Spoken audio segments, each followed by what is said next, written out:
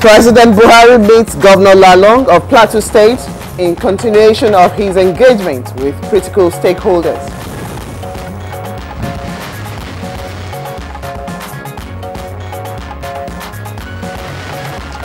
Central Bank of Nigeria commences financial inclusion campaign in the Federal Capital Territory.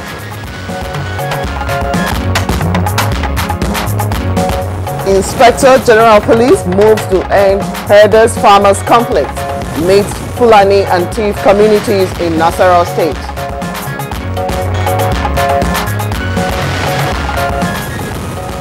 And good morning, Nigeria. Today we'll focus again on the rising cases of drug and substance abuse in Nigeria, plus teacher strike in Kaduna State.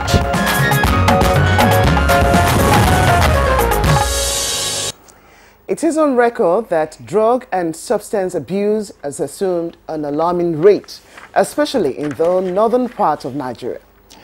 Now, the problem is said to be quite common, especially amongst the youth and the women in the country who engage in substance abuse, with codeine being, of course, the most abused amongst the substances or drugs by the addicts.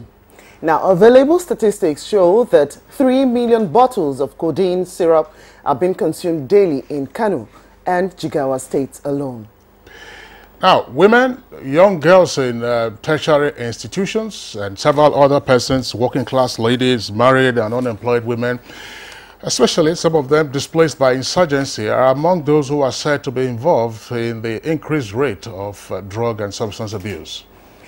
Now, figures also show that in 2015 alone, more than 2,205 people were apprehended in the Northwest Geopolitical Zone by the National Drug Law Enforcement Agency, NDLEA, for drug-related abuses. Now, concerned about this ugly development, the Northern Governors' Wives Forum decided to intervene, as it were, almost decisively, considering the serious consequences of the sustained abuse of substances in the region in particular and the nation at large. Yes, you're quite right, Kingsley. These days you get to hear of youngsters actually visiting clubs and some other forms of recreation centers, and you get to see issue of drugs being used, hanging around in different corners of the streets and different parts of the communities from time to time. Now, the Northern Governors' Wives Forum has indicated that not only the only organization concerned over this ugly development, the Senate took the awareness campaign to Kano, the epicenter of the drug abuse in the northern region, where it held a two-day roundtable on the way forward. So today in our discussion segment, one of the issues we'll be taking a look at will be to examine the nature of the latest interventions, and then also seek to find out from our guests what distinguishes the current efforts from others that took place before, and in particular, how effective will the new measures be in the fight against drug and substance abuse in Nigeria? What are also the challenges in tackling this particular problem? These are some of the talking points, as I said, as we beam our searchlight again on the rising cases of drug abuse in Nigeria. My name is Kingsley Osadolo, and I say it's good to have you on the program, which is Good Morning Nigeria, reaching you as always on the network service of the Nigerian Television Authority. My name is Blessed Nabu. Thank you for joining us on today's edition. And like we said, it's live on the network service. Now, aside this issue of rising cases of drug abuse, we'll also take a look at the teacher strike in Kaduna State, or the protests coming from NLC alongside other teachers who have decided to come to work. And for those who have refused to come to work, we'll find out more details what is happening in Kaduna State as we bring to you that other part of the discussion on Good Morning Nigeria today. We'll also be taking a look at our companion segment. By now you know them, but here's of news, and Miriam Akpata is standing by for that as we kick off with the news bit this morning. Good morning to you, Miriam. Good morning and welcome to the news. President Muhammadu Buhari has granted audience to the Plateau State Governor, Simon Lalong, in furtherance of his strategic engagements with critical stakeholders towards addressing the volatile security situation in parts of the country as a result of the farmers-herdsmen conflict. As your own. In Plateau State, I did that because I inherited a protracted crisis in Plateau State. Most of the lingering crises were between farmers and herdsmen. We took 3 months to do consultations. And Plateau people accepted that we must embrace ranching. Even with the Fulanis, everybody accepted. Today, in most parts of Plateau, you see beautiful, good relationship between headsmen and farmers. This is December, when I came back, I learned the Fulanis are moving from one stage to the other, sensitizing their people on the need to embrace ranching. Plateau and Kogi state governors have declared their support and willingness to key into the federal government's policy in herdsmen colony. This was at a meeting with the Minister of Agriculture, Audu Ube, in Abuja. 20, 30, 40 ranchers can share the same colony. A ranch is usually owned by an individual or a company, with sometimes very few have more than 200 or 300 cows. In a cattle colony, you could find 10, 20, 30,000 cows.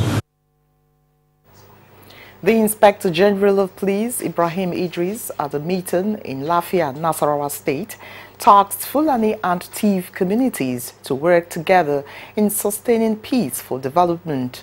Governor Umaru Tanko Al-Makura similarly appealed to traditional rulers to engender harmonious coexistence in their domains. To Nasarawa State to assist and to reassure our brothers across the border.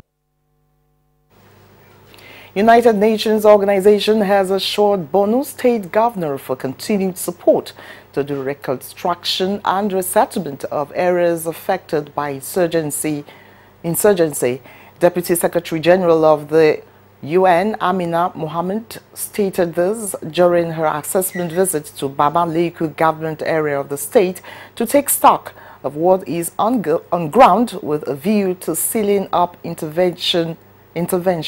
Sure we have everyone so that we save more lives, but also how we deal with maintaining the crisis and working towards exiting to a reintegration of all of those that are displaced into their communities. A fresh explosion has been reported at the Escravos Lagos pipeline, which supplies gas to power plants, including the West African gas pipeline system. In a swift reaction, the Group Managing Director of the NNPC, Maikatu Baru, has directed the immediate commencement of repairs on the affected area, while alternative arrangements have been made to augment the shortfall of gas to the affected power plants. Only a few days ago, a section of this pipeline was gutted by fire but repaired immediately. Meanwhile, the NNPC has allayed the fears by motorists on scarcity of fuel.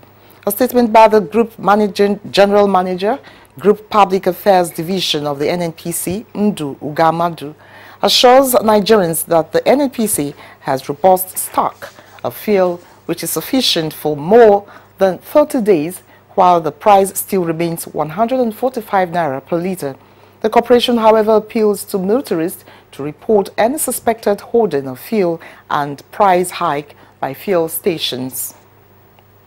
The CBN Bank of Nigeria says it is re-strategizing to bring the number of financially inclusive persons in the country to 80% by the year 2020. This followed a reduction from figures earlier recorded in surveys. Inaugurating the Abuja Financial Inclusion State Steering Committee, Elizabeth Agu, branch controller of the Apex Bank, says there is a growing need to reach everyone with appropriate financial products. Of being financially included and the benefits. I'm sure you can see the benefits now of being anywhere and transferring money from your phone. As soon as people get used to that feeling, they will not look back. That's the news for now. Good morning, Nigeria. We'll be back with Blessing and Kingsley after this break. Unemployment, notably youth unemployment, features strongly in our party's manifesto. We intend to attack the problem promptly through revival of agriculture.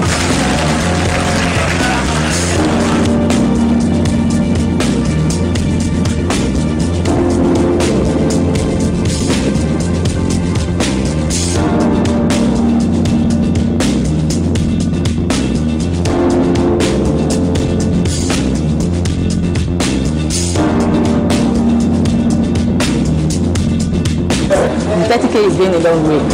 Actually, I bought an acre of land for 60K like 2012, and presently I have a cassava farm and a yam farm.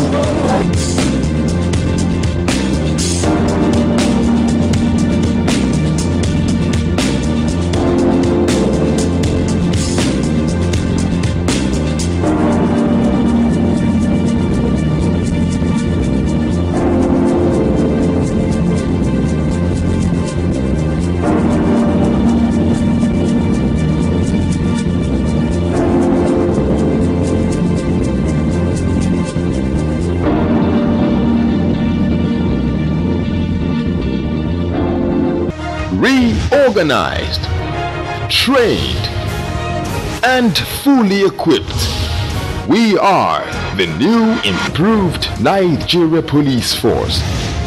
We fight crime, we bust syndicates. Whatever the crime, wherever the hideout, the Nigeria Police Force will get you busted. Stop kidnapping, armed robbery, murder, pipeline vandalism, and other criminal activities. Be productive. Be security conscious. Join the police force to secure your life and property. This message is from the Nigeria Police Force Public Relations Department. Imagine a nation where tribalism and ethnic groups cease to be the mainstay of our reasoning. Are you not an Igbo boy? Of course, yeah. Why then are you talking about proposing to a Yoruba girl? Or are you out of your senses? If you are in Benin and your nephews are Ijo, will you kill them? If I see two people from different tribes together, I don't like it. Cha-cha. Let us marry ourselves and make our nation great. Where they come from doesn't matter.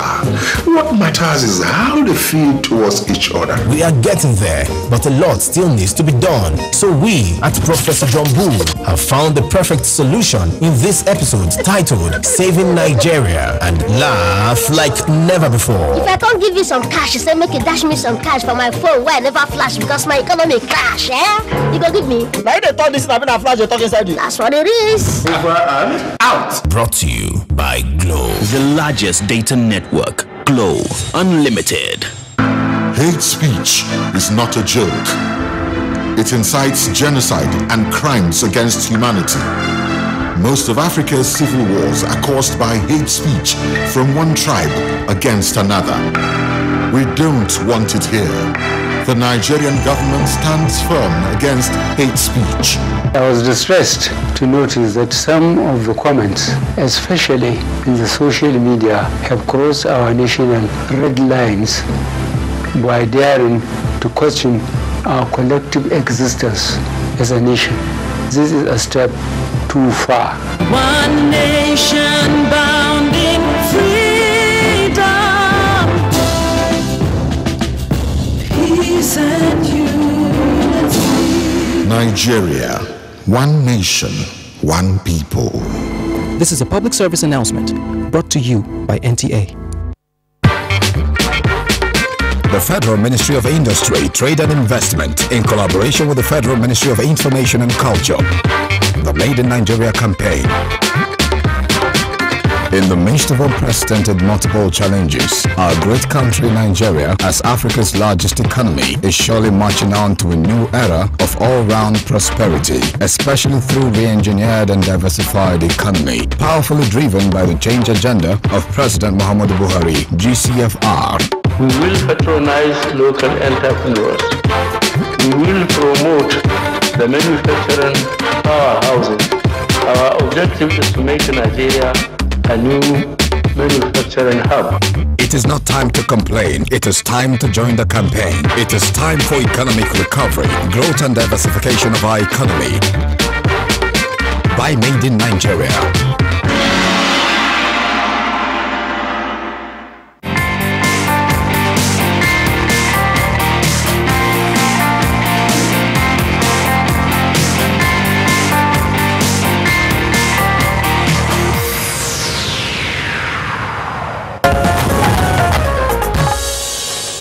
If you just tuned in, the program is Good Morning Nigeria, showing live on the network service of the NTA. Let's take a look at some business stories now. Kebbi State government registers about 26,000 livestock farmers under the CBN credit scheme.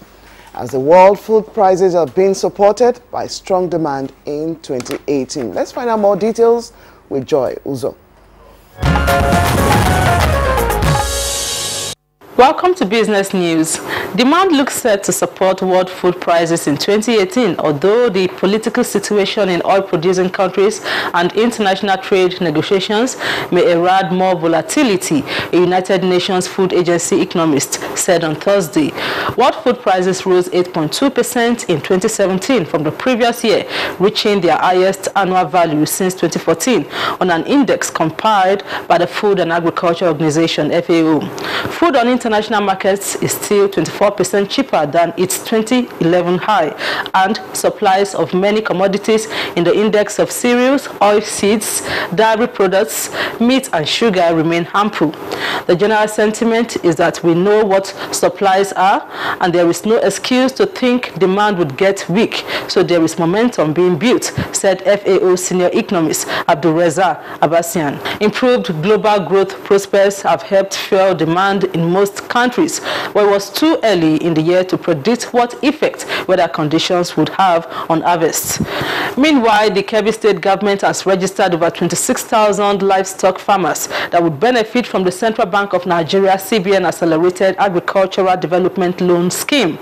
The Kebbi State Commissioner for Animal and Husbandry, Alhaji Adamu Gaskia, told Newsben in Beni Kebbi on Thursday that the ministry was working out modalities for the disbursement of the loan to the livestock farmers. An economic analyst reacting to this development said state governments can key into the CBN credit initiative for farmers, saying the frozen food business is such that can be fully developed to curb imports. So it's a two-pronged approach, curbing illegal importation and also increasing local production. The producers will produce, but the next stage after production, for instance, you speak of frozen chicken. The next stage after production is to, for instance, freeze the chicken. That is, a purchaser, a wholesaler purchases these things, and he must now have the capacity to freeze this chicken and store them prior to selling. That's where we have the infrastructural deficits. We don't have electricity. We now bring you a closing summary of latest closing figures from the floor of the Nigerian Stock Exchange.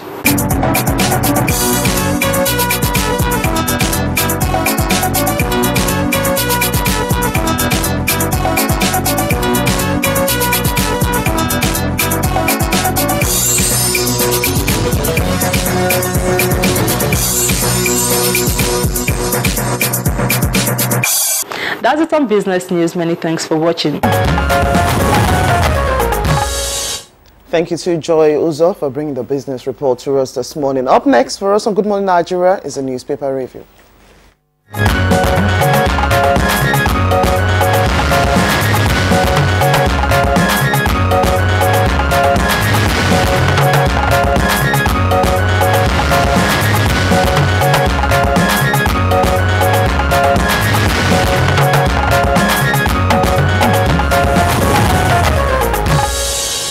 Our newspaper reviewer, Bayo Toebe, is right here with us for today's review session. Bayo, good morning and welcome to the program. Good morning, Blessing. Welcome, Bayo. Good morning, Nigeria. Okay, the front pages of some of the papers we have this morning are quite sober.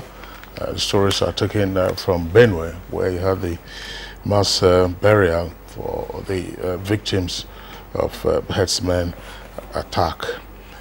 Daily Sun has it in RLB, that's the headline and the riders. It says, Benue, good night.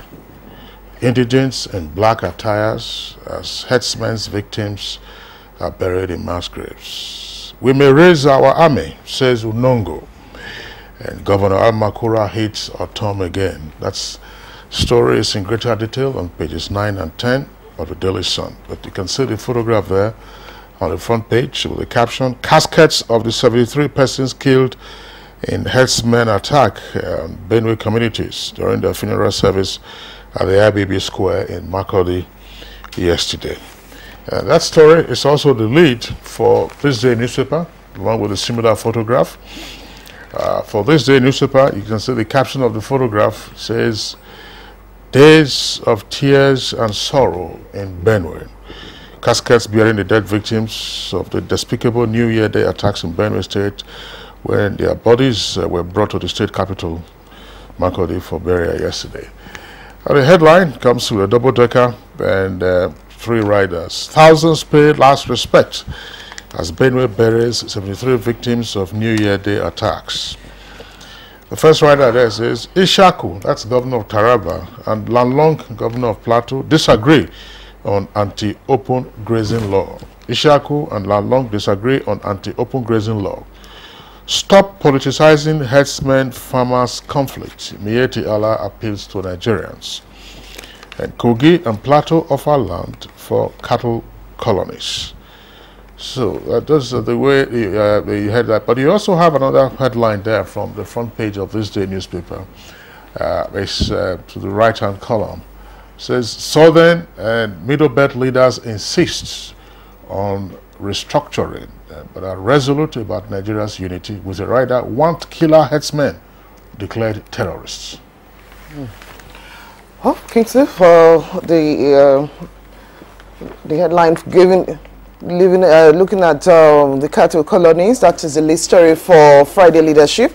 That's the lead. As I said, federal government gives reason for cattle colonies, and there are other riders there, some of which we've taken already. One of them says is a quick measure to curb farmers' herders clashes.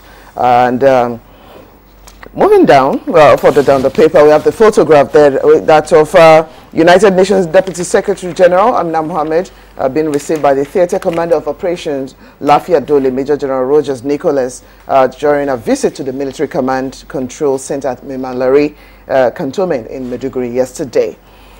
Just beside the photograph is the story from Kaduna, which incidentally is our second topic today. Kaduna on lockdown over teacher strike.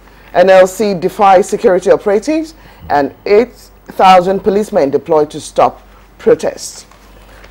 Okay, Bayo, let's take a look at it. Our house must go out to the people of Benue State who buried 73 of our compatriots yesterday. It's also called for a sober reflection, particularly people who are called leaders.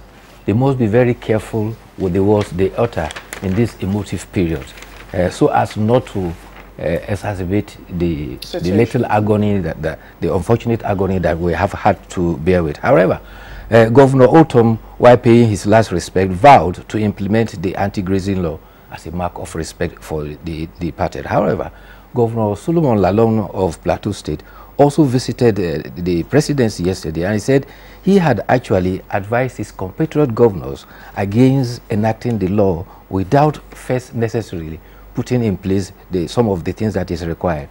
He said in Plateau, he donated land and communities also donated land. And he took nearly a year studying what ranching entails. And what he has found out is that it is a big business, that state government cannot do it alone. It will require federal government's cooperation and a lot of subsidy. It is after he has put all these necessary things in place that he can now consider laws that will guide its proper implementation. And if circumstances can be compared, Kenya had a similar situation. Before independence, they had this challenge about ranching, particularly with their pastoral Maasai and other tribes, which is quite similar to what we have here. And between 1956 and 1960, they had toyed with the idea of ranching, but it couldn't come on until government took a bold step after 10 years in 1964 to establish 14 ranches across the country. In their own case, they even made provisions for dipping points where the cows can come and dip in water and swim to feel very fresh. But in spite of that, they found out that it was still causing a lot of challenge. They now had to demarcate special places for them to do local kind of heading to move around. Okay. Still, there was a problem. The Maasai were not catching up.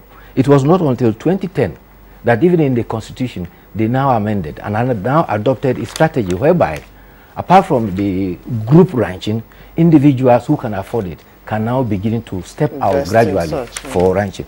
And if a parallel could be drawn with Governor Fashola when he was governor in Lagos, there was pressure on him to enact a law to check the excesses of motorcycle riders. And he said, I will not enact a law that I cannot implement. It's one thing to enact a law, it's another thing to implement it. But be that as it may, the Inspector General of Police has visited Nasarawa State.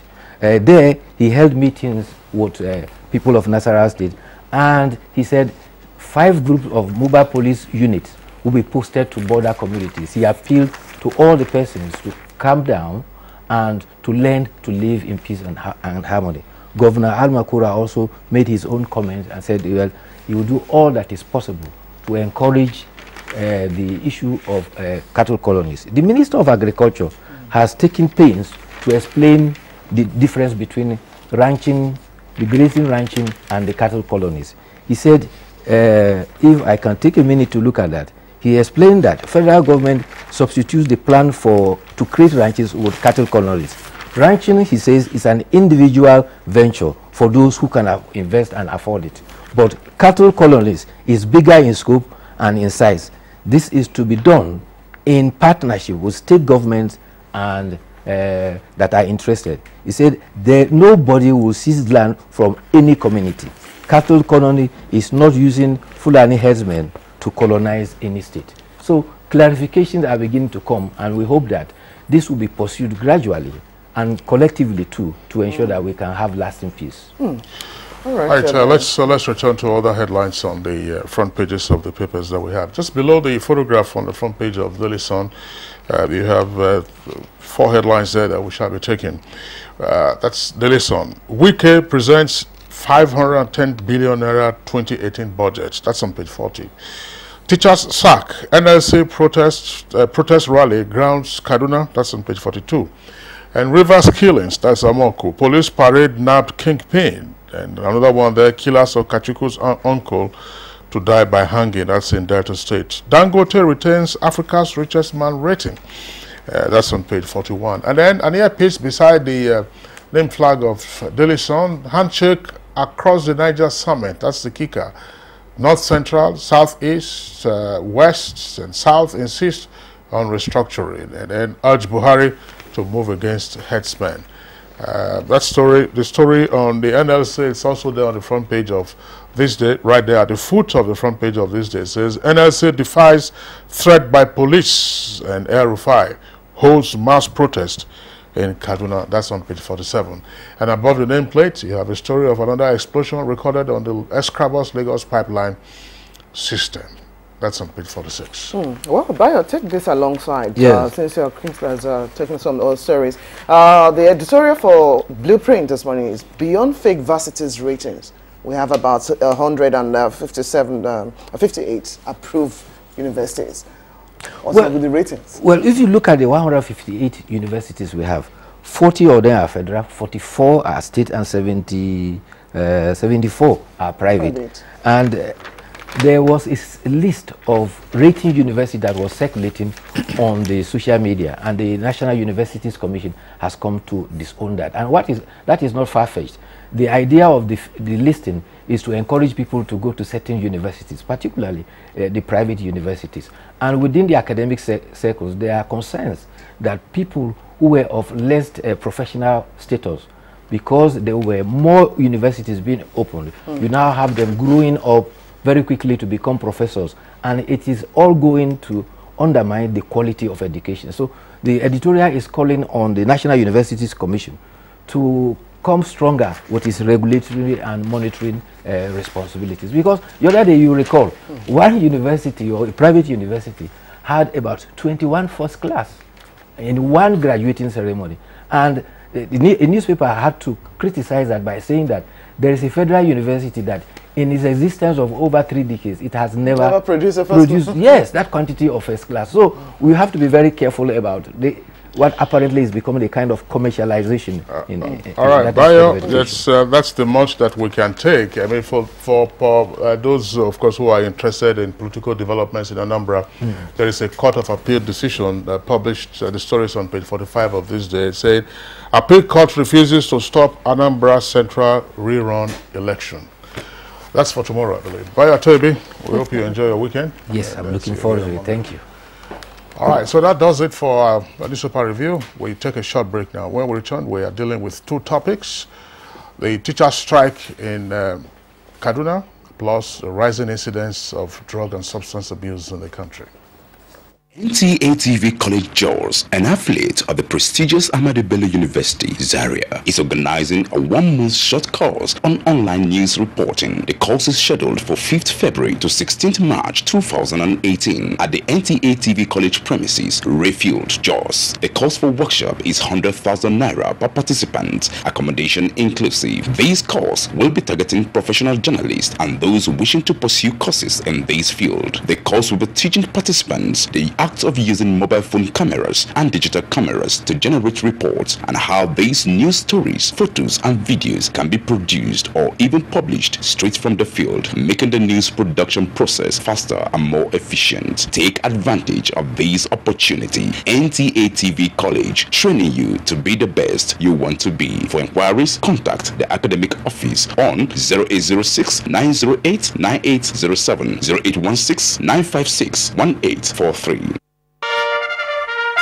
The time has come for Nigeria to take her rightful place in world sports with the first national grassroots sports festival to discover and prepare sport talents and develop future world champions for Nigeria. The festival date is 3rd to 10th March 2018. Venue is the National Stadium, Abuja, packages A and B. This is the opportunity for you to promote your brand through the festival. For broadcast sponsorship, which include live broadcasts, highlight shows, and TV fans show, contact the chairman, chief coordinator, Angelo Peter I. Elosia, or Nick Onyishi. Organizers, Grassroots International Sports Academy and LOP Worldwide Television. Endorsed by the Federal Ministry of Youth and Sports Development. Broadcast partner, NTA. Another edition of TV Guide magazine is out with revealing accounts of trending stories. With the dwindling oil revenue, he says there is no reason to worry. We strongly believe that culture is Nigerians' new oil, and we're going to show that by creating wealth, our art and culture will be a statement for all of us. Our cover story is on Otumba Olusegun Munchiwe, Director General, National Council for Arts and Culture. For upcoming TV presenters, Elegant Elizabeth Banu tells you what it takes. A peep into the activities of the Presidential Committee on the Northeast Initiative, a mandate being fulfilled. A trip to the Yankari Games Reserve and Safari in Bauchi State brings you closer to nature. And the Oshun Oshobo Festival, our culture, our pride. Professor Adiku, the Vice Chancellor, University of Abuja, tells us what it means to manage a university, plus our regular features, star profile, media issues, relationships, young minds, entertainment, sports, and lots more. Pick your copy now at the vendors or at every NTA station nationwide. TV Guide, still your indispensable companion. All right, welcome back. But if you just tuned in, it's Good Morning Nigeria. We are reaching you live on the network service of the Nigerian Television Authority. To begin our first topic this morning, which is on drug abuse, let's take this background up by Oyemi Ajayi, our correspondent. In the recent years, the rate of drug and substance abuse continued to assume alarming proportion, with women and youth being worse hit, especially in the northern part of Nigeria. Kano, Kaduna, Borno, Adamawa and Niger are among states with the highest cases of drug abuse in the country. The substances mostly abused include codeine, tramadol, heroin, cocaine and cannabis. When you hear drug abuse in Kano, people are talking about these medicaments, these synthetic drugs, these narcotic substances that have been abused. Available statistics show that 3 million bottles of codeine are consumed daily in Jigawa and Kano states alone. This is the scenario in virtually all states in the Federation, particularly the entire northern states. This development has become a source of concern to many Nigerians, including the nation's leaders, in view of its devastating effects on the society. We need a campaign to arrest these people. The dealers are being arrested. We know the houses. These married women are getting there. Worried by the threats posed by the menace to the future of the country, Northern Governors' Wives Forum took the bull by the horn to address the trend in the region. To this end, the forum made fight against substance and drug abuse, particularly among women and youths, one of its intervention priorities.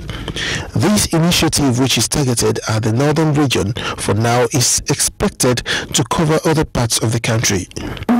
Has decided to come up with a structured plan to address the issue of substance abuse in northern Nigeria. In an attempt to check and raise awareness on the menace of drug abuse and other substances by Nigerian youth, the Senate held a roundtable discussion on the way forward. But the question is whether these measures put in place by these stakeholders could be strong enough to stem the tides of this increasing menace. Thank you very much, Oyemi Ajayi. At this point, we would like to kickstart the conversation, and we have guests already seated. Let's welcome our medical doctor friend in the house, and also, you know, she's been here on issue of children, and that's why she's concerned as well. We'd like to welcome Hajia Zainab Bagudu, wife of Kebbi State Governor. Thank you very much for joining us on the program. Thank you for having us. Okay. Kingsley, you also have... All right, yeah, we also have with us in the studios the chairperson of the Northern Governors' Wives Forum. She's the wife of the governor of Bauchi State. That's Hajia Hadiza Mohammed Abubakar. Hajia Hadiza, a pleasure to have you join us on the program. Thank you. Good morning. It's a pleasure to be here. Okay, let's begin first by getting an appreciation of the magnitude of the problem that we're talking about. We've had occasion to discuss the issue of drug and substance abuse in the country, whether it's from the supply end or the demand end. We have various officials and then also at multiple locations getting guests to discuss this. But what is it that with Northern Governors' Wives are finding out now with regard to drug and substance abuse in the northern part of the country? Thank you very much for that question. The Northern Governors' Wives, as mothers and leaders in our community, came to the realization that the issue of drug abuse and substance abuse and drug addiction in the north has taken an upward dimension, and it has become a cankerworm that is eating deep into the fabric of our society. At the beginning, the issue was just on youth.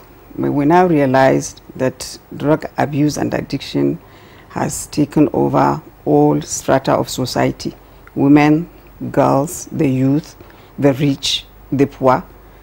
So it's consuming our society, and we believe we need to do something about it, and urgently so as to secure the future of our society and especially our youth. Do we have a sense of when the spike in drug abuse was noticed or became noticeable in the part of the country? Actually, it has been there for quite a while, but then the growing tendency of the drug abuse crept on us quietly because we have all adopted a culture of silence. Nobody wanted to talk about it. So that is part of the resolve of the Northern Governors' Wives Forum, to break that silence so that people would talk about drug addiction, drug abuse, and address the issue as it relates to us and our children. Okay, when you talk about the culture of silence now, are people now willing, because most times, despite the issue of maybe cultural practices, people are shy, it's my child in the face of the public, are people willing to come out now, and are they talking about the real sense of what drugs, especially for those users, or the addiction, kind of addiction that we have? Yes, there's the issue of silence is tied to stigmatization. A lot of families are in denial. People do not want to accept that their loved ones are into drugs because of stigmatization. But with the kind of advocacy and sensitization and awareness that is now being established in the society, a lot of people have come to realize that we need to attack this issue frontally, and we need to raise our voices together so that we have that unity of purpose, that collective will to address the issue of drug addiction. A lot of awareness and sensitization is going on. Recently, the Senate has done a roundtable conference in Kano where it engaged various stakeholders. The northern traditional rulers also had in their General Assembly, they spoke about drugs. Before then, the Northern Governor's Wife Forum, we have been on this drug addiction. We have done sensitization seminars and workshops, and we are doing a lot of activities. We have a line of activities and programs that we are going to roll out to aggressively address the issue of drug abuse in society. So the realization and awareness is increasing, and people are listening, and people are now responding. All right, thank you very much, Ajab. Let's get to Zainab Bagudu. Now, do we have a sense of what number really, or between the ages that you have found, because I'm sure you've done your own empirical tests here and there as a medical person. Now, what is the age group that you find so vulnerable this time? Yes, she added already women, youngsters already. What do we make of the numbers that we have? Statistically, the youth are still the most vulnerable group, because they're more susceptible to peer pressure. There is a lot of restiveness in the north, but especially in the areas where you have insurgency, and this has made them more vulnerable. So the youth, the secondary school students that are not able to say no clearly and are subject to pressure from other groups, they tend to do it more, and from there it becomes a lifetime style of rehab and going round and round. The youth are still more susceptible. Of course, women, elderly people are getting involved in it as well, but you find that the first-time offenders are the younger generation. What is it that your medical colleagues are telling you in terms of a presentation of the medical consequences of drug abuse? Addiction is a disease. It could be, addiction can be to anything. It's just that when it becomes addiction to lethal substances, obviously the effects are more dangerous and more long-term on the human body and even the society. So in terms of the effects on the people that are abusing, I think most of us, it's very difficult to say we have not come into contact with abusers. Depending on what stage it is, there are a lot of physical and medical issues that are associated with that person, and then you have all the social problems. They engage in vices just to be able to get the funding that they need to feed the habit. Physically, the body starts to break down much earlier than it's supposed to. They are susceptible to various types of infections, including HIV/AIDS, especially for those that inject. And it's just non-ending, the whole lifetime. Specifically, what I'm talking about is, if we say there is a problem of this, maybe you said young persons are involved, and then probably you're having more, in the extreme example, more psychiatric cases presented themselves, or you're having more young persons who are being treated for XYZ. That's why I was asking for the medical manifestation of the consequences. Definitely, the effects, drugs are, most of them that are abused act on the central nervous system. So the effects are more profound on the brain, and anything that the brain is supposed to do, it becomes abnormal. In that way, thinking, their thought process, the way they behave, aggressiveness, long term is when you get to have the psychiatric issues, and we do have an increase. We have an increase because we're talking about it and people are getting to realize that this is the problem. The NDLEAs, that's the Drug Enforcement Agency, have got centers in most of the states where they keep the people that are having these psychiatric problems. Unfortunately, it's not the best, it's not ideally run, but these are some of the issues that we hope we'll be able to look into. Okay, let's get back to Haji Abubakar. Now, I know there are so many things that you found out, that is the forum, alongside other participants that are collaborating with you. Can we begin to pin down some of those areas? Because he asked a question earlier about at what point did you get the spike in the issue of addiction or even users? It's like a line between just using the drugs and getting addicted over time. Now, what have you found out from societal breakdown, families, what exactly? So we'll begin to point out some of those areas perhaps that will aid your own work. When we are talking about what we find out, we are now talking about the reasons for the increase in drug abuse and drug addiction in our society, and especially among our youths. And it's clearly obvious that peer influence is one of the reasons why people, they need to belong. Then the increasing depression, let me say, because as a result of failures, lack of job, family break in family situations, and of course ignorance.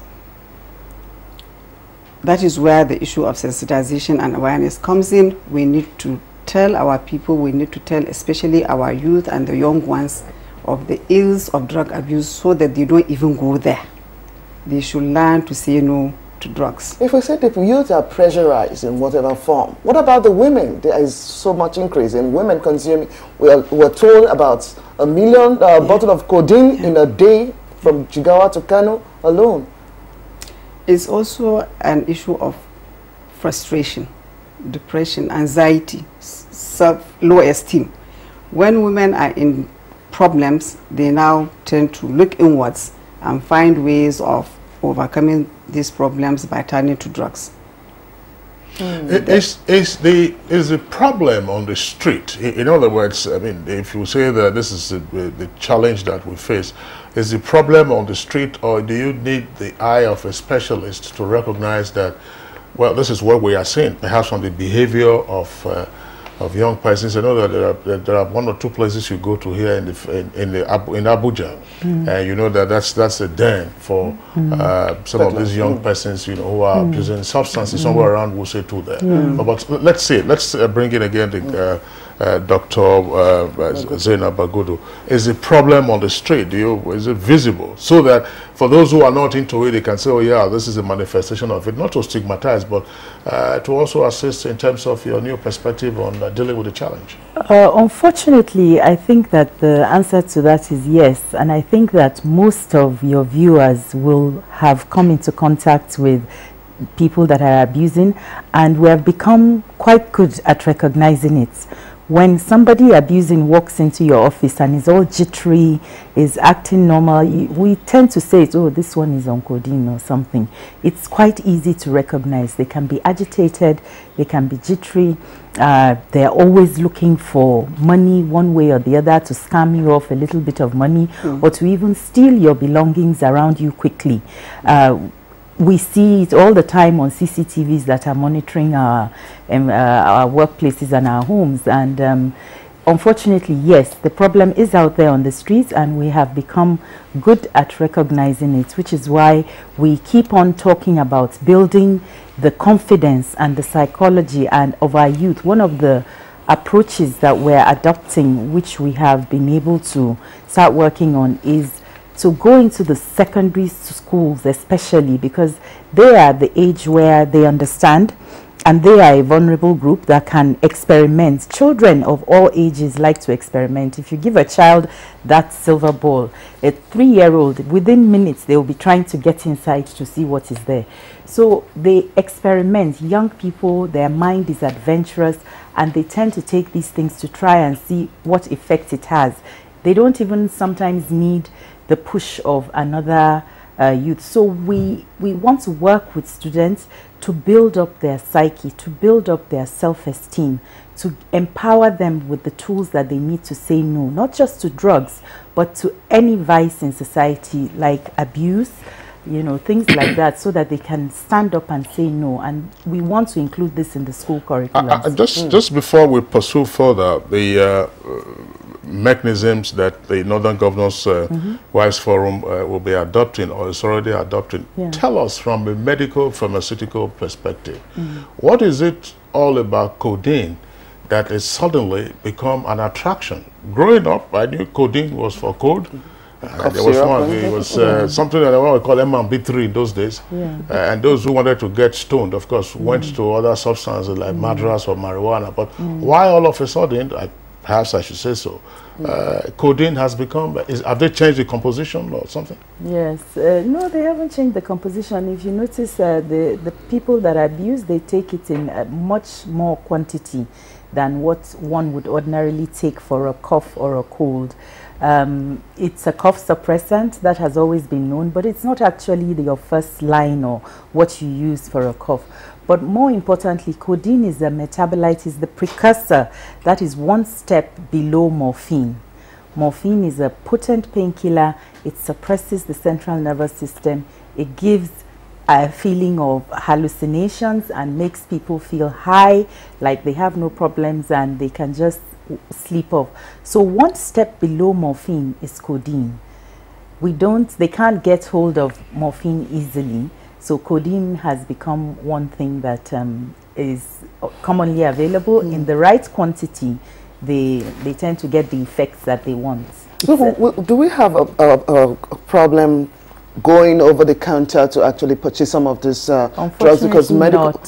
There are legislations, but it's not being enforced, and you find that the crux of the problem is from the patent medical stores. I'm sure you have been through this so many times. The stores, and not just the stores, the corner shops, the stalls on the streets that are selling this codeine to the people that need it. There's no regulation, there's no active monitoring of who is doing it and who is buying it. Of course, if you go into the high-end pharmaceutical stores in a shopping mall in Abuja or Kaduna, you will be asked for a prescription. It's unlikely that you're going to be able to buy 10 bottles of codeine-containing substance. However, it's available out there. If you need to get the amounts you need, they know how to get it. In terms of monitoring now, because you just talked about monitoring the corner shops, patent medicine stores, whose responsibility is this? It's the NTA. Of course, everybody has a responsibility. The pharmaceutical societies, their regulatory body, they are bound by certain ethics, the way they practice, and they know that you're not supposed... If you go abroad, you cannot buy 2 packets of paracetamol from the same store because it has dangerous effects on the liver, and young people know that they can use it to commit suicide. So you can't buy it. But this is not enforced so strongly here. The NDLEA, NAFDAC, the police, and other regulatory bodies in our society. I'm wondering, yes, Blessing, because you recall, I mean, I saw that for some 10 or more years now, that's been probably, shall we say, effective control of the purchase of some medication that comes in 1.5 milligram, another one 3 milligram, you know, there's Lexotan, you know, and the people could just get it across the counter, but these days you are required to come with a prescription. But let's pause, Dr. Bagudu there, and then come back to Hajia Hadiza Mohammed Abubakar. In terms of the framework of your strategy, what didn't work in the past, and what is your principal focus now? Well, our principal focus is to ensure that we have a drug-free society. We know that it's a tall order, but we know that with commitment and passion, it's doable, like we have started. We have a line of activities that will get us to that goal. Topmost on our priority is the issue of advocacy. Advocacy, sensitization. And we have done a workshop where stakeholders from all the states were invited, so that we have a balanced approach towards the fight against drug abuse. We are going to step down the program in all our states. We are going to, each state is going to have an outreach program to engage stakeholders, traditional rulers, community leaders, NGOs, so that we raise the level of awareness about the menace of drug abuse in our society. We are also going to establish a helpline, a 24-hour language-sensitive helpline, where victims of drug addiction could get counseling, could get support, and could also get referral to where they could get assistance. Ultimately, the forum intends to do a fundraising with a view to rehabilitating and establishing rehab centers where victims of drug addiction could get support. But in the meantime, we have started with giving support to already existing rehabilitation centers. Soon the forum is going to equip the skills acquisition and drop-in center at the rehabilitation center in Kogi, and we intend to maintain the tempo by giving our support and contribution in all situations where we know that we can fight the ills of drug addiction. We are restricted to the north now because that is, let me say, our constituency, but we believe with time the effect will be spread all over in the country, because it's not something that should be limited to just one sector of. All right, actually, we're glad you're taking a stronger push towards advocacy. But already, as you pointed out, there are cases already, which is what has given you this push that you must address this. Yes. And for the 19 states of the north, this is just not one institution that's going to address this. Yes. Already, there are overstretched facilities in the hospitals, and yes, these are some of the hospitals still that these cases will be taken to. How are you looking into that? For now, what we have started doing now is to seek collaboration with specialist organizations like NDLA, like United Nations Office for Drug and Crime. Yeah, no, this. Yeah, we are looking for partnership, and we have started having useful discussions in that regard, with a view to having a framework that will address the issue generally. We are treading carefully because the project is capital intensive, and we need to take it at one step at a time, because we need all the support from all other stakeholders, specialist organizations, so that we can have a united front to address the issue globally. We are aware that there are cases in the hospitals. We are aware that the rehabilitation centers are full beyond capacity. We are aware, like for instance, in Bauchi State, when I visited, the rehabilitation center doesn't even have a section for female drug addicts. These are all issues that we feel the government needs to come in strongly, so that we're able to. And that's the only one in Bauchi? It's the only one in Bauchi, yes. Can I just say, the hospital is not necessarily the first port of call. If the drug abuser is in acute problem, that is an acute overdose, then you go to a hospital. But to get rid of the problem, and to, it's a whole treatment, and it happens in different stages. Usually the hospital doesn't even, you don't need to go to the hospital. If you find a young person abusing around you, your first port of call is usually the rehabilitation centers. Where are these rehabilitation centers? We do have them. We do have them across the country. Some of them are supported. The UNODC that you have mentioned has been carrying out various pilot studies in about 5 states of the country, funded, and also Nigeria has its own counterpart funding involved in that. So they have carried out a lot of work, and they found that one of the most effective ways of curbing the menace is by having drop-in centers. Again, we're coming back to this issue of support. The drop-in centers are basically is a safe space, a safe area where an abuser can go and take a time out when you feel like, okay, I need to get high and I don't want to. If you have been counseled and you know that you're not supposed to, if you remain on the streets, then the likelihood is somehow or the other you will pick something up. But they go to these drop-in centers where it's not available, where there is support, there is guidance, there is something to divert your mind. So this is one of the things that we're doing in Kogi. We're 19 members of your forum, and we have only 2 of you here. So the first question to ask would be, are all the governors' wives on the same page on this subject? Yes. The Northern Governors' Wives Forum is a team. We work as a team, and the forum is a platform for collaboration, for cooperation. So we are all on the same page, and we are all committed. We have taken, there are so many issues challenging the North.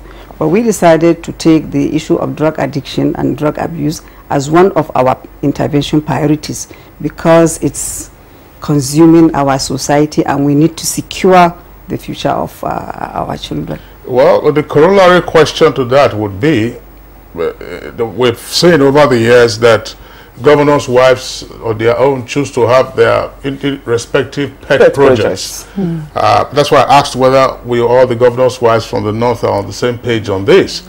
And sometimes it's also been the allegation that these things turn out to be mere extravaganzas rather than dealing decisively with identified problems. How would you respond to this, Dr. Yes, Bagudu? I think that's a boring statement now. It's been killed and killed and killed. And whether we like it or not, the wife of the chief executive of a state has an impact on the lives of the people. It's impossible to say that whatever they're doing will not get to some members that need it. Accountability has been a problem, auditing has been a problem, sustainability has been a problem. But we know that if we approach it as a team, we're not talking about our individual pet projects here or our foundations. We're talking about a collective problem in the society. We're working, we've reached out to the governors themselves, we're going to the legislators. It's something that it's an obvious problem. So we hope that we'll be able to get the ball rolling in the duration of our own tenures, and the next lot will also pick it up. We're working with the Office of the Wife of the President. She's also quite keen on getting rid of the problem. It's a problem that everybody wants to work on, so it's not something that is going to die off unless we get to the end of it. Hajia, what's your response to this? Is this this project you're working on now as a collective, is it coterminous with the respective pet projects of the various governors' wives in their respective states? Well, like my sister has explained, each governor's wife at the state level has her own, I prefer to call it NGO. I don't call it pet project. I prefer to call it NGO. And we're all committed and are all aware that NGOs have come and gone. So all of us are committed to ensuring that whatever we're doing is sustainable. That is at the state level.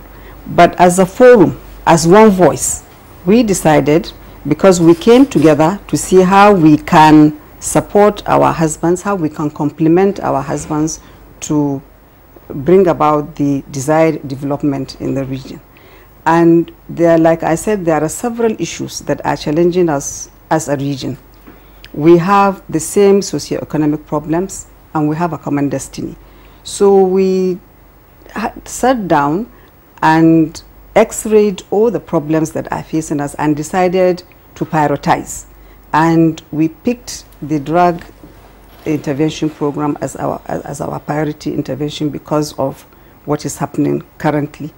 We're all committed to it, we're on the same page, and like I said, we keep having sensitization workshops and seminars. We're soon going to have one with UNODC so that we have a balanced and same approach to the issue in our states. We're committed to it. Like she also said, the wife of the president is also committed to this. She's behind us. She's monitoring what is happening. She has put us on our toes on it. So we are definitely going to roll out an intervention program, and we believe that it's going to succeed. Considering the other stakeholders that you expect to bring on board, first, of course, will be your husbands, who are the governors of the states, local governments, and all others. Is there an expectation now that perhaps there might also be a change in terms of orientation or perception of what needs to be achieved? If you recall, since 1999, everybody's been concerned about projects. You say they want to mark the project. So if a project is not visible, then nobody thinks that you have done anything. So we have seen attention focused on roads and roads and roads, and yet the human capital, the human beings, as we have seen, have been degraded by the drug and substance abuse. Can you win over some of these critical stakeholders to recognize this challenge and therefore chipping substantially? That's Dr. Bagula. Well, I think unfortunately a lot of things come into play in that. You have your own personal beliefs, you have your political inclination, you have your socioeconomic circumstances, and there's a lot of frustration around the world generally now with the dip in the economic fortunes of every country, not just Nigeria. So people tend to, I think what is going to happen is our action is going to have to speak for us. If we can get a visible action, we can get visible results, and there's something that people can hold on to, then it will help us more. So many issues come into play when you ask that question. Critics will always be critics, and the only way you can win them over is not by arguing. It's not whatever I say here, they're going to stay at home and say, oh, they've come again with their fancy projects. So let's just work on what we have to work, block our ears, and keep on working hard so that we can get the goals that we've set for ourselves achieved. But for the acceptance of Forum's initiative, how is it cascading down to the grassroots, really? Because these are some of the places you need to reach out to, not just the urban areas. Yes, absolutely. Like my chair said, we had a workshop last year. At that workshop, we invited stakeholders from the state. It included the key focal person from the Ministry of Youth, the Women Affairs, from NDLEA, and all the other people that you felt were relevant. I think each state was supposed to eight representatives, and they go back and they form their own state-sensitive program, how to filter it down to the grassroots. In our own case in Kebbi, for instance, we're having ours in February. We have our funding secured. We have the whole program structured in a way that we're going to have it, first of all, in the state capital. So we've left Abuja now. We have gone to Benin Kebbi. Each state is going to do that in their own state. Ours is already simultaneously? lined up. No, not simultaneously. It's left to how you can program it, how you can get your funding, and when it's convenient and at the right time. So I know Niger is also planning one later this month. We have talked about Kogi. So we're going to have that, and then each local government is also expected to now take that up. So it filters, and that's the way governance works. We make the policies at the top, we filter it down to the state, we enact it at the grassroots. That's the local government and ward level. So how do you begin to now monitor progress across the states? How do you get a central pool to get your information? A key part of it is the monitoring and evaluation process, which for us, we're using the Women Affairs, Ministry of Women Affairs in the state. They have already an existing team, and of course we have the drug agency that has the centers. Some of them are manned by the Ministry of Health and the Ministry of Women Affairs, and you can count, in short, you can take data of the results that you're getting from those places, and also by mopping them up the streets and getting them into the rehabilitation centers.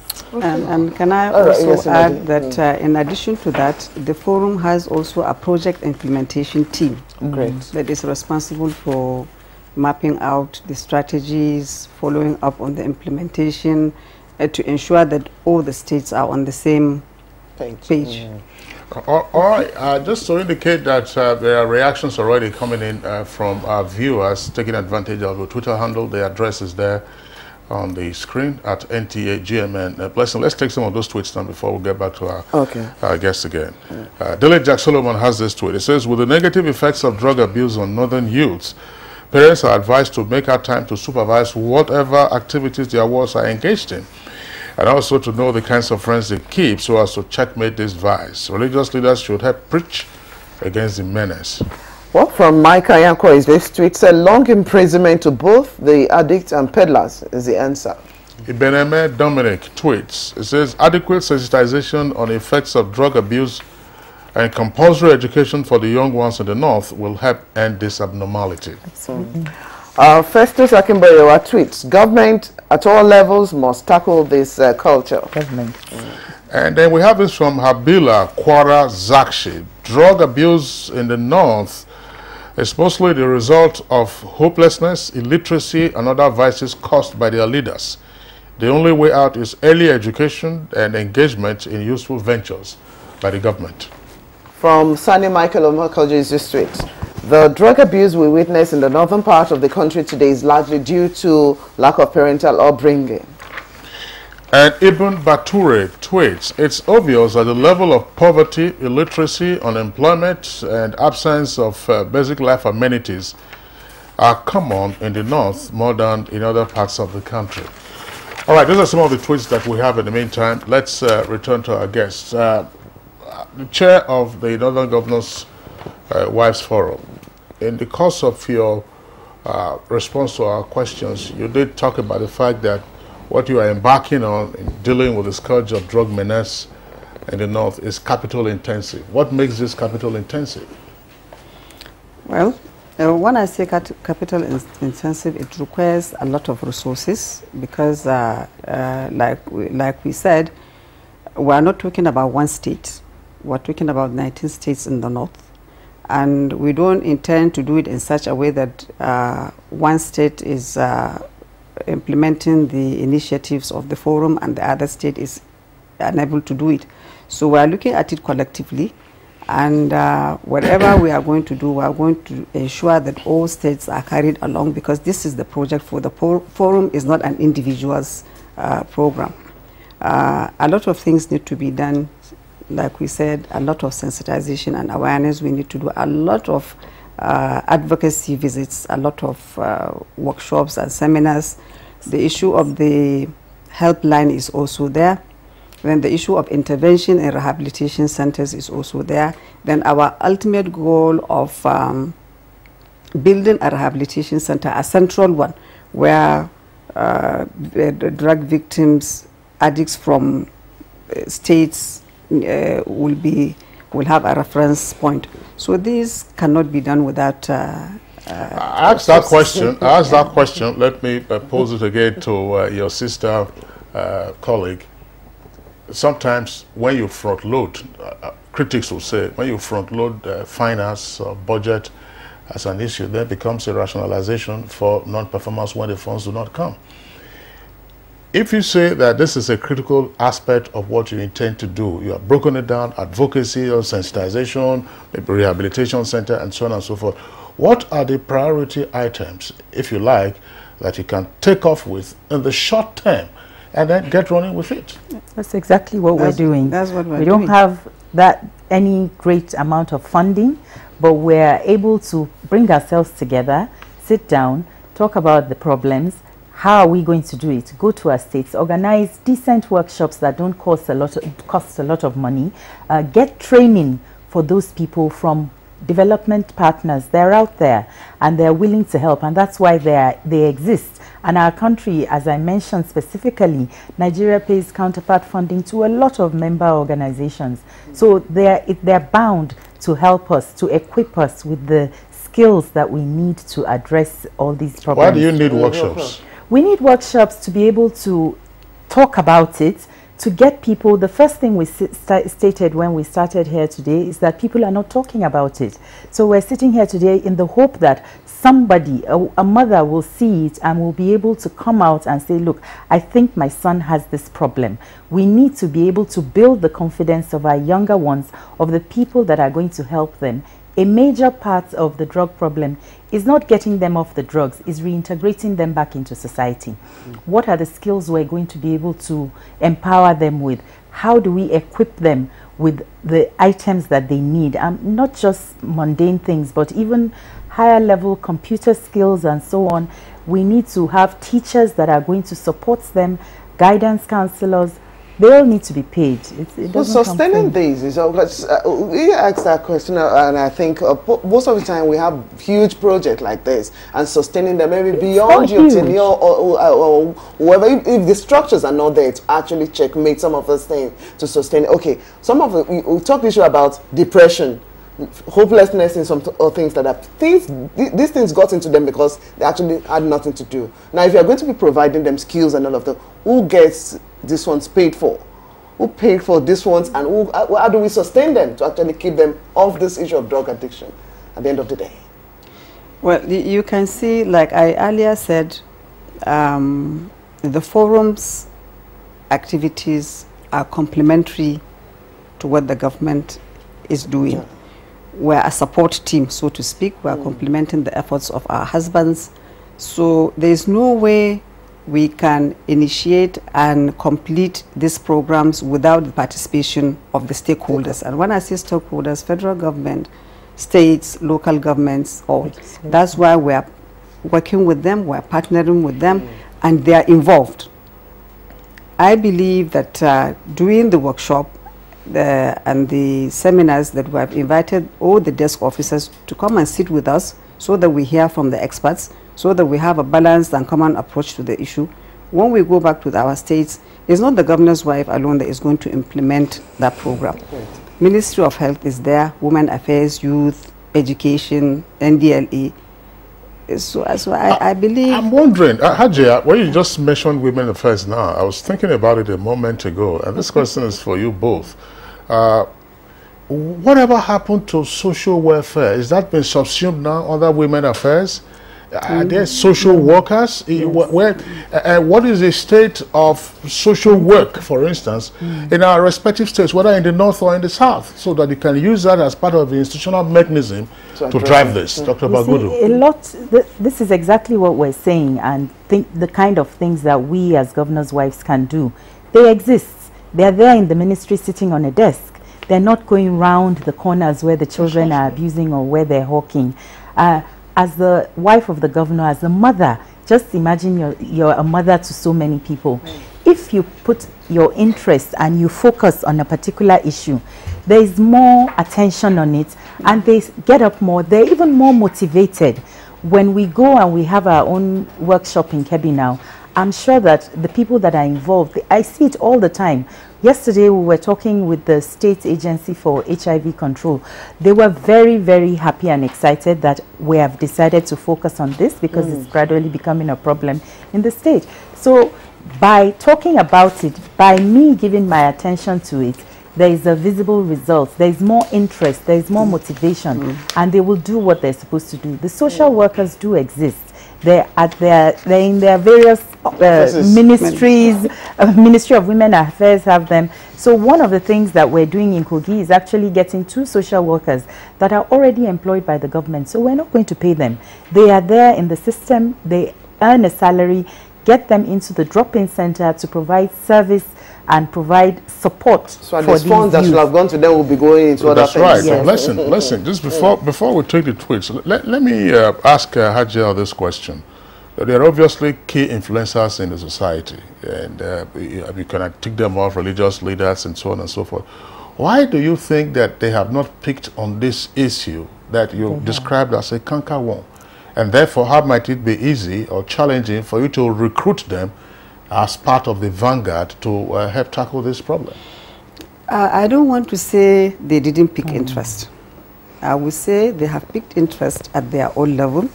But in a lot of cases, in a lot of situations, you need somebody to come and lead. And that is what the forum is doing. When, as the governor's wife in your state, or as governor's wives at this, the federal level, like we have come together, when we lend our voices, like my sister said, people tend to listen more. The traditional rulers, the religious leaders at the community level may not be able to achieve much. But when we come together, we have that critical force, we have that critical mass to come out and say no to drugs, to come out and advocate and say people should not, and tell them the ill effect of using and abusing drugs, and people will listen. Like we cannot do without them.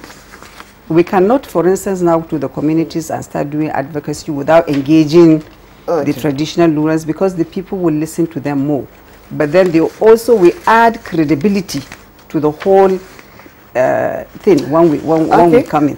So it's a joint effort. Let's get you both to listen to what the Nigerian viewers are actually looking at this morning. Mahmoud Ahmad says the drug menace should be tackled from both the demand and supply sides. Salisu Sadiq tweets, the issue of drug abuse is beyond the control of the wives of northern governors, especially in our tertiary institutions. And Habila Korez actually says drug addiction in Bauchi State is on the increase daily. And then we have this from Omobolahon Babs. It says it appears that government at all levels, local, state and federal, had hitherto paid lip service to the menace of drug prevalence. Now, this is likely because a number of our leaders are also involved in this act. There is no proof for that statement. So how do you expect them to tame it? Well, from Philip Gomerap, it says, drug abuse in Nigeria is now an epidemic that needs to be tackled frontally. I congratulate the Northern Governors' Wives Forum for a great job, and I wish the National Assembly should complement their efforts by enacting a stiff, naked law that will deal mercilessly with perpetrators. Now, this is from Muhammad Sadara. It says the Makaranta Alo, I don't know what that means, must be formalized, and training big boss children must be in accordance with social norms, and guilt must not go unpunished. Law enforcement should please do away with drugs, and many lads, of course, engage in this. Hamad Rufai Yusuf says, to curb the menace of drug abuse, we need a multifaceted approach. Parents, religious bodies, stakeholders, employment, advocacy are key. And this is from Emmanuel George. It says, the one way to fight drug abuse in Nigeria is to create a healthy environment by the institutionalization of justice, fairness, and equity to compensate the minds of those already marginalized. What's the nexus between marginalization and drug abuse? All right, so, but that's the most that we can take in terms of reactions from our viewers. Would like to appreciate our two guests who've been with us this morning. First, we'd like to thank Dr. Wazena Bagudu, wife of the governor of Kebbi State. Thank you That's very in much. the northwest zone. Dr. Bagudu, thank you very much for being part of our discussion this morning. Thank you for having us. And our appreciation also to the wife of the governor of Bauchi State, who is the chair of the Northern Governors' Wives Forum, Hajia Hadiza Mohammed Abubakar from the Northeast. So we have them across the country. Thank you very much. Thank you for being here. It's a pleasure here. being here. Thank you very and much. we wish you the very best in your campaign. All right, so we'll take a short break now. When we return, of course, we'll be dealing with another issue. This time, the teachers' strike in Kaduna State. There's a lockdown, or a shutdown, rather, not a lockdown.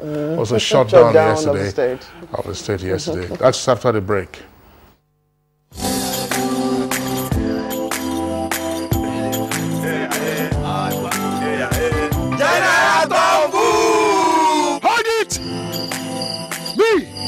I don't come out my hand from oil bunkering.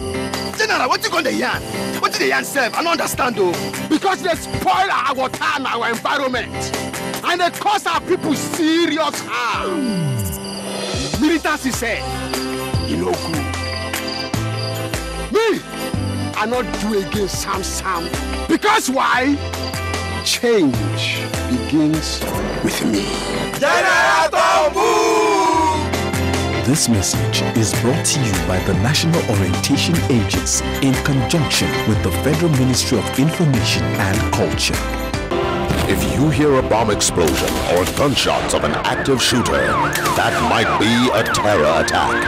At such times, always remember 3 action words. Run, hide, report. Don't try to run towards the terror scene to save the situation, because there might be a second bomb blast or another attack. Run far away and take cover. Make sure you are safe first. Yes, it is in our nature to sympathize over the hurt, but remember, only trained personnel can help in such situations. When in a secured environment, promptly call relevant authorities and help will come. For anonymous reporting, call 09630-3250-5 or 0813-2222-106. If you see something, say something. Nigeria unite against terrorism. This message is brought to you by the Federal Ministry of Information and Culture.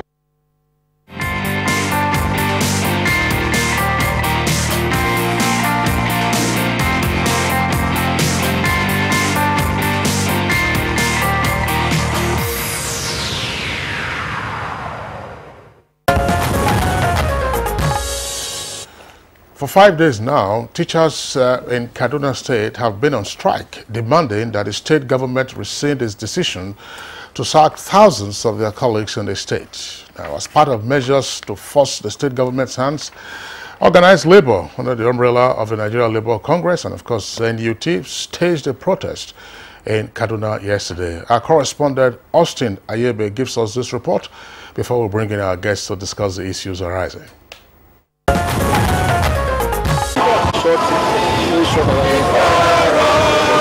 protest rally convened by Nigerian Labour Congress in solidarity with the teachers and other workers penciled for sack in Kaduna State took place amidst tight security. Tag Occupy Kaduna Labour Union leaders from different sectors and states were at the stage rally at the NLC Secretariat in Kaduna, led by the President, Nigerian Labour Union, Comrade Aibawaba. They took turn to condemn the action of the governor, saying the disengagement by his administration is not in line with the international labor laws and at the same time at variance with the APC agenda for Nigerians. We are fighting and defending the right of 36,000 workers and their family that are being disengaged from Kaduna State. The last time we were here, we are talking of only 21,000 teachers. President Buhari has not sacked workers. It's very, very important. So you cannot say you are supporting President Buhari and you are indirectly opposite. They said while reforms are critical for development, such should be evolved in conformity with the rule of law, of which he is violating the order given by the National Industrial Court. Nigerian Labour Congress is not happy with the anti-labor practices so far upheld in this state, and we are resisting it through this protest. Protesters marched to Government House to register their grievances. They were received by the councillor to the governor on media. He's not around. He knows their presence. He knows their importance. So he asked me, one of the most senior person in the Government House now, to come and receive them, which I did. After listening to their grievances, which we all knew about their grievances, mine is to deliver a message to the governor. What they were asking, based on what the chairman or the president of NLC Wabara told me, they're still asking the governor to have feelings of coming back to the table again, to listen to them and settle this issue amicably. To ensure the safety of all in the state, security operatives were mobilized en masse to forestall any breach of the peace. Thank you very much, Austin Ayebe. Now joining us to discuss the teachers' strike in Kaduna State. Right there in Kaduna studio, we have Shehu Othman Sani, is a principal member, Kaduna State Universal Basic Education Board, SUBEB. Thank you for joining us on the program. Thank you for joining us on the program. Good morning. Okay, also seated beside you there in the studio is Comrade Ango Adomu, is the Secretary of the Nigerian Union of Teachers at Kaduna State Chapter. Well, gentlemen, welcome you to the program. All right, let's begin with the member of the Kaduna State SUBEB, that's Shehu Othman Sani. Madam Shehu, you saw what happened yesterday in Kaduna. The capital was obviously paralyzed by the demonstration and the protests led by the NLC. Is this what the state government envisaged in taking the decision to fire 21,000 teachers? Well, good morning, viewers. Actually, we expected something more than that, of course, but thank God it has stopped at that level. We know teachers and other unions were mobilized from neighboring states to come to Kaduna to participate in the so-called demonstration. But the important thing we need to know here is that teachers in Kaduna State are not in support of this strike, and they all go to their schools to teach, even though some of the members of the NUT go around to harass and dismiss these teachers. I think, well, they know why they are doing that. A colleague, Blessing, earlier introduced them, Comrade Ango Adamo, who is the Secretary of the NUT, that's in Nigerian Union of Teachers Kaduna State Chapter. Comrade, what is your response to that? They say that the teachers are not in support of what's going on, and that instead you're trying to break the resolve of your colleagues who want to go back to the classroom to teach. Thank you very much. And for everything we are doing, we have to be physical, and we have to say it as it is. As far as we are concerned, if what the government is saying is anything to go about, schools would have been booming. In fact, I want to tell him that we have met severally with government, and it is not that NUT is a strike monger. It's because that government refused to see and to act within the confines of the law. And the only available means for us to use as a labor organization is the last resort, that is to go on strike. And we have it under our labor laws that picketing is allowed, that even going to school to even chase these teachers is part of the labor laws, and it is there enshrined in our own labor laws. So it is not a crime when you go and say, we are under this, we are doing this not for us. We are not doing this because we want to paint the government black. We are not doing this because we are just for the fun of it. We are doing it because a fundamental issue has not been taken serious by the government. A government that does not respect constituted laws and in the land cannot even sit down and tell anybody that, yes, what we are doing is illegal. For instance, there is an injunction, Kaduna State has been served, that nothing should be done as far as this teacher's issue is concerned until the determination of the substantive suit at the National Industrial Court. But the Kaduna State government went ahead, backdated letters and start serving. Then what can Kaduna State government come and say when you are already a disrespecter of law?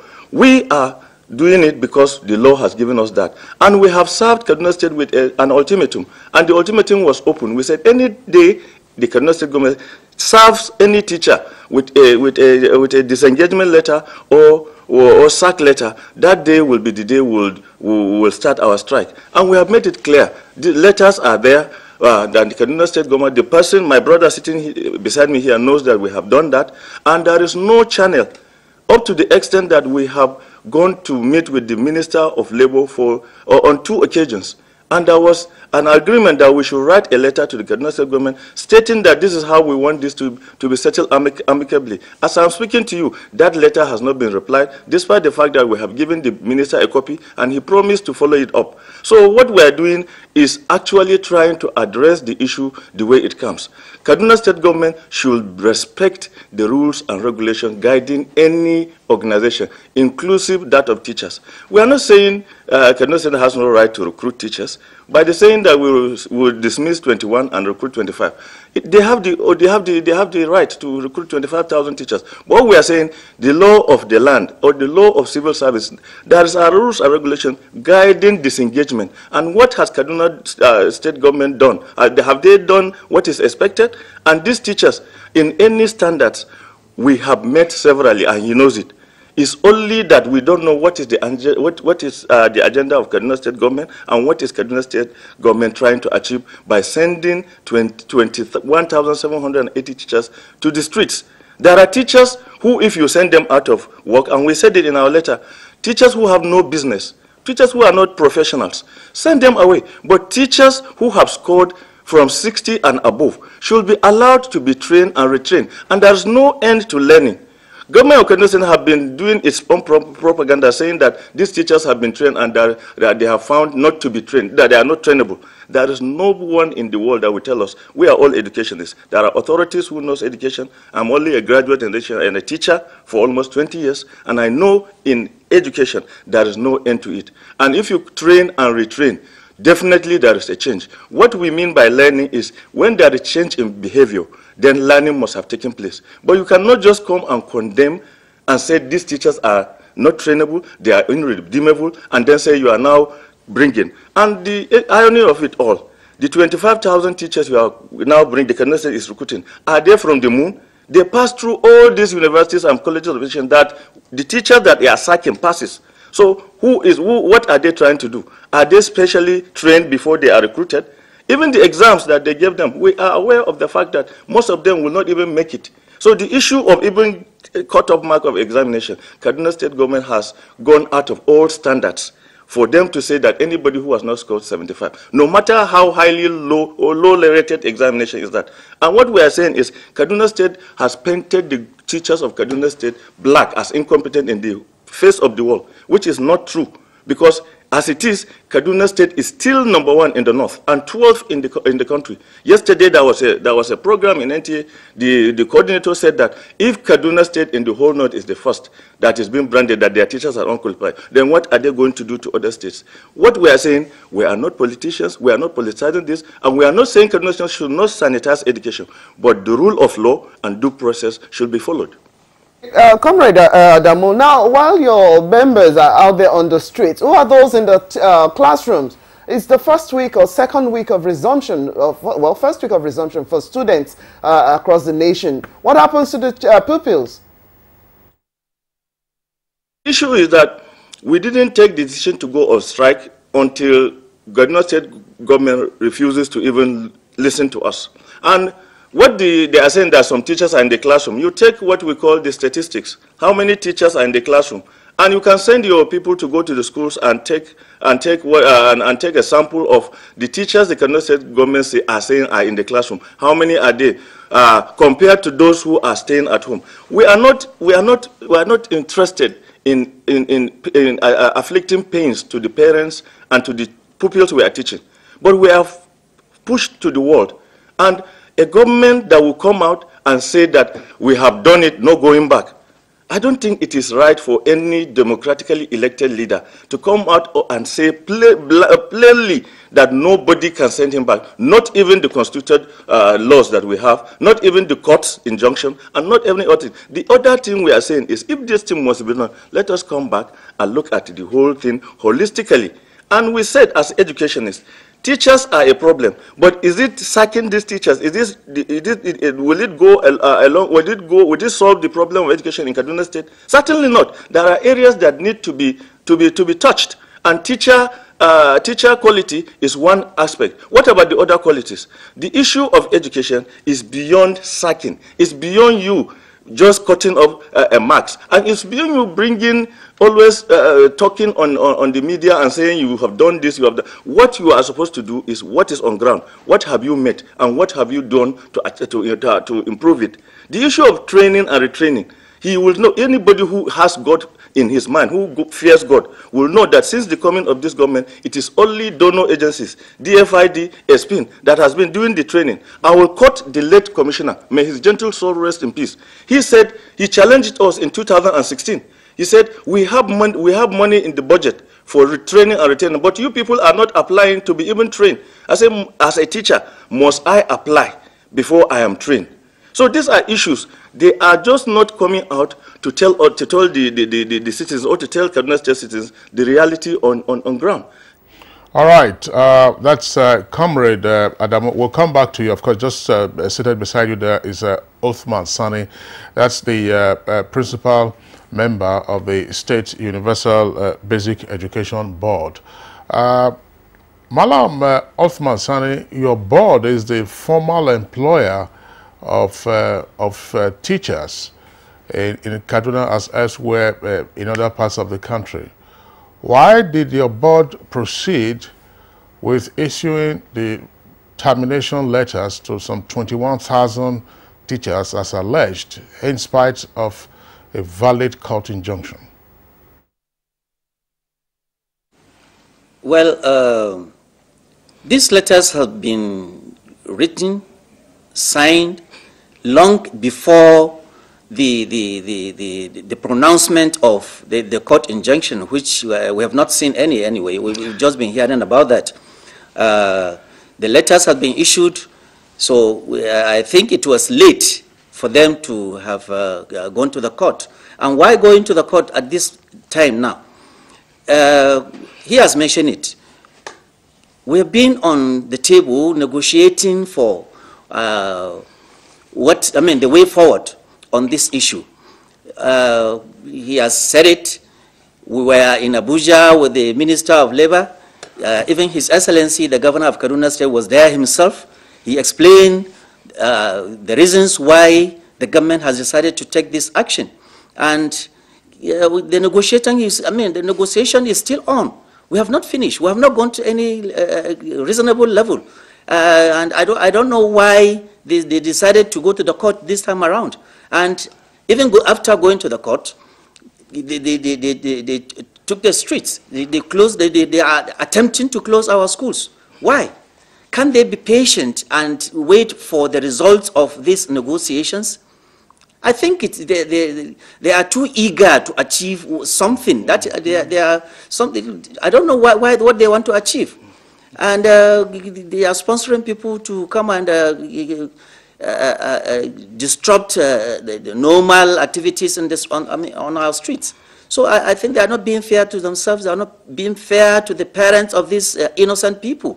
The children are in what the government has in mind.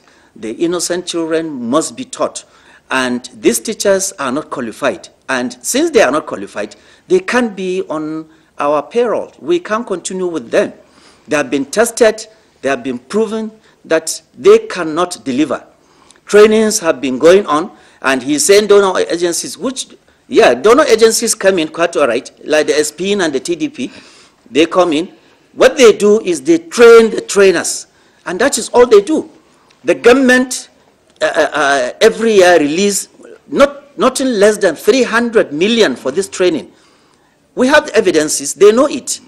And we train teachers, we train head teachers for administration, we train teachers in pedagogy, we train teachers in lesson preparation, we train them on so many aspects of teaching. But still, if you go to the schools, pick any child, ask him any question, he won't be able to answer you. He won't be able to answer you. What is happening? It was the fault of the teacher that they are not teaching well. They can't teach. Look at the questions asked. The questions asked during the examination was primary 4 questions. Teacher teaching in the primary school, claiming to have graduated from primary school, he passed through secondary school, he passed through NCE, and to some extent went for his B.Ed, but could not answer a primary 4 question. What kind of teacher is that? How can we harbor such teachers? We can't. That is the more reason why we said, let them go, and we employ. And people are ready to come and serve Kaduna State. They are ready to come and teach the innocent pupils in Kaduna State. Okay, Malam Shehu Othman Sani, you said issue about being patient before rushing out to go on this strike. Well, let's assume the state government was patient actually before serving the letters as well to some of these teachers. Perhaps we don't get to this particular states that we have found ourselves. Now, is the state's government ready to negotiate with the teachers now and actually to look into some of those areas, gray areas that you have raised, alongside with them to actually forestall some of the other things to come in the later days? Negotiations are on, and the state government is ready to continue with the negotiations. I just told you that the governor, His Excellency Malam Nasru, was there himself. Which of the governors do you think will do that, to go and sit down with labor unions to discuss this issue? But he magnanimously just decided to go there himself and explain things, you know. Of course, like I said, if they have been patient enough, I think we would have reached somewhere, definitely. But why? Because they are being sponsored to go and disrupt the government activities in the state? No, we will not allow that. We won't agree with that. And teaching must continue in our schools. So let's get the views of Comrade Ango Adamo. Is the NUT in Kaduna ready to stand or sit at the table to negotiate? And from what happened yesterday, it will appear as if there's a complete shutdown of activities. What next are we expecting? Are you sitting down to negotiate? Have you been called into any form of negotiation? Thank you, my sister. The issue is that anytime we as labor union leaders, we are not touts, we are not talks, we are not being sponsored by anybody. We are only carrying out our fundamental human rights, which the law and the Constitution of Nigeria gives us. But at any point in time, the government feel they should call us to table. We are always, our doors have been all open. But let me be categorical. the issue of being patient is that it is the Kaduna State government that has not been patient. And let me tell you about the issue. This issue has to do with integrity and the fear of God. Kaduna State government has not written these letters before the court injunction.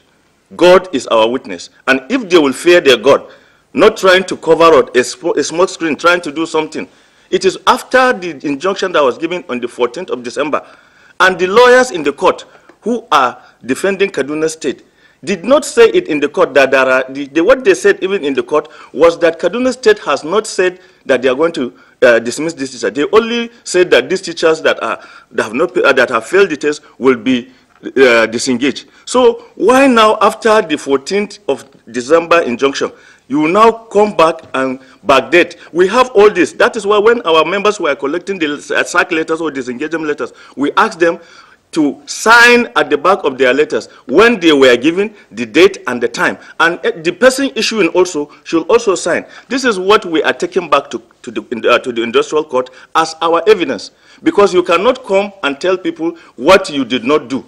Why did it in the first place, before we go to the court? If what they are saying is true, we went to the court on the 30th of October 2017. And then there was no letter given.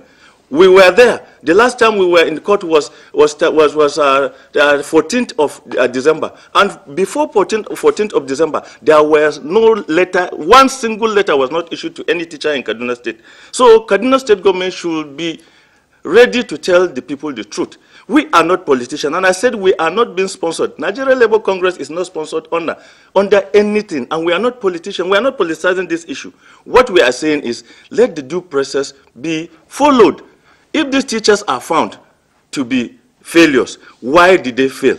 And have you ever gone to any state? Go everywhere in the world. Have you ever seen where you said that training is enough? Training is an ongoing thing, and you weed. And we said, in trying to solve a problem, you don't compound it the more.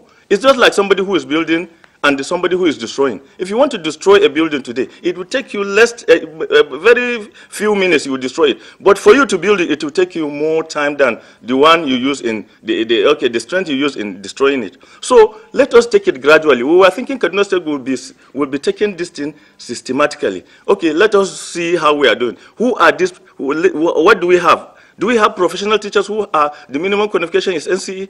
Okay, how many do we have? How many do we have that are not professionally trained as teachers? They'll start from there. If they train those ones that are not teachers, and they found out wanting, they can send them away. But those who are trained should be given training so that they will now be better in dispensing the knowledge to the pupils. So this issue is about posterity, and this issue is about the fear of God, and this issue is about following rules and regulation and due process. And why we are doing it and we are covered by law. Whatever we do, we don't go outside of what the principal law of law, the law establishing labor unions, the Labor Act. It says the last resort is to go on strike. And okay, well, Comrade Ango, well, thank you. We're pressed for time now, but just a question for Othman Sani of the Kaduna Subeb. Malam Othman, let's take it from your perspective that, fine, the Kaduna State government through Subeb has fired 21,000 teachers, which means right now 21,000 teachers are not teaching in your various classrooms. Have you employed new replacements for these 21,000? Well, the 21,000 are still teaching in our classroom because the ultimatum given to them has not reached yet. We served these teachers in November, and we gave them 3 months in lieu of notice, and it is ending on the 4th of February this year, 2018. So they are still teaching. I was in some schools yesterday, and we go out since the resumption of this term. We go out both from the Subeb headquarters and the LGAs around the state. We go out to monitor what is happening, and our teachers are always there. thank God this time around he accepted that SUBEP has engaged the teachers in various types of training.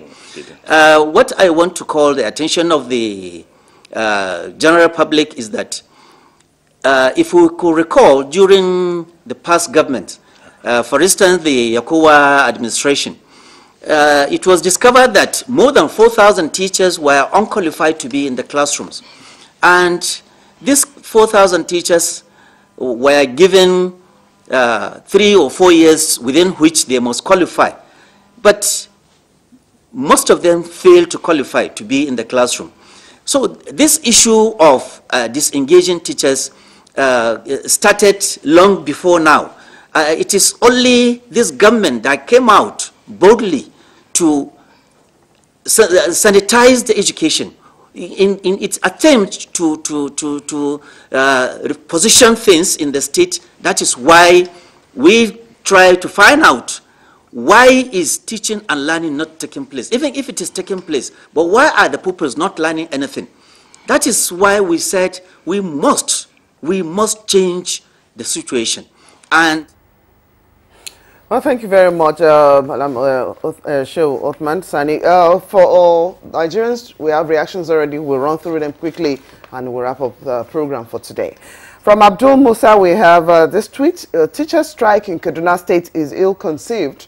While I don't support in total the approach of the governor in handling the issue, the Nigerian Labour Congress should not encourage such lawlessness. Those that are not qualified to teach our children must give way. Dele Jack Solomon has this tweet. It says, when two elephants fight, the grass suffers.